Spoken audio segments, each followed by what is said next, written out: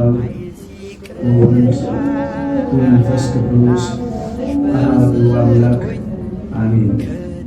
እኔ በእግዚአብሔር ፊት የሚቆመው ገብርኤል ነኝ።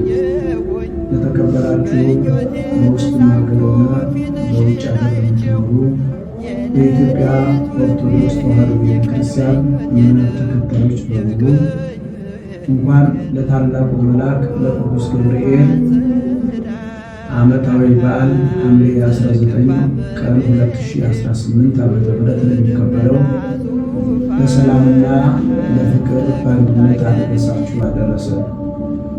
እንደሚታወቀው ሁሉ ሐምሌ 19 ቀን የኢትዮጵያ ኦርቶዶክስ ተዋሕዶ ቤተክርስቲያን የመልአኩ የቅዱስ ገብርኤል የቃል ኪዳኑ ታቦት ባለበት ሁሉ በድምቀት እንደሚከበር ይታወቃል።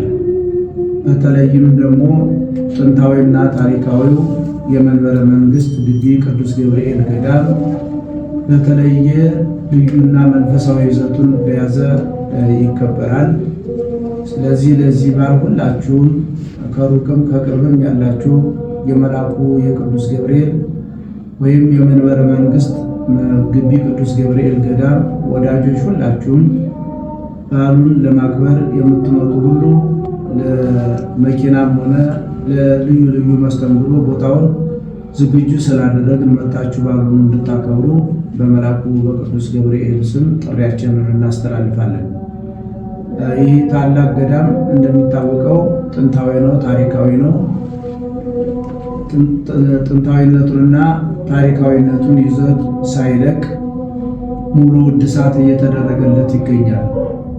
ይህ እድሳቱም እንግዲህ ወደ ማጠቃለያ ደረጃ ላይ እየደረስን ስለሆነ እንደሚታወቀው የፊኒሽንግ ጉዳይ ብዙ ገንዘብ የሚፈጅ ብዙ ጉልበት የሚፈጅ ስለሆነ አሁን በጣም ያለ የሌላ ኃይላችንን እየተጠቀም በርብርብ እየሰራን ስለሆነ ሁላችሁም ለዚህ ጥንታዊውና ታሪካዊው ገዳም ከዚህ በፊትም እንደምታደርጉት አሁንም ልዩ የሆነ ገዛ እንድታደርጉልን በመልአኩ በቅዱስ ገብርኤል ስም መልእክታችንን እናስተላልፋለን።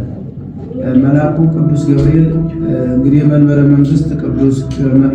መንግስት ግቢ ቅዱስ ገብርኤል ገዳም መልአኩ ቅዱስ ገብርኤል ጥንታውያን አባቶች፣ የቀደሙ አባቶች፣ ነባር አባቶች ይጸለዩበትና የቃል ኪዳኑ ታቦት ደግሞ ሲለምኑት ስለት ሰሚ ስለሆነ ሁላችሁም መጣችሁ በዚህ ቦታ ላይ ሐምሌ 19 ቀን 2018 ዓ.ም የሚከበረውን በዓል እንድታከብሩ ጥሪያችንን እናስተላልፋለን። ሰላም እግዚአብሔር ከሁላችን ጋር ይሁን።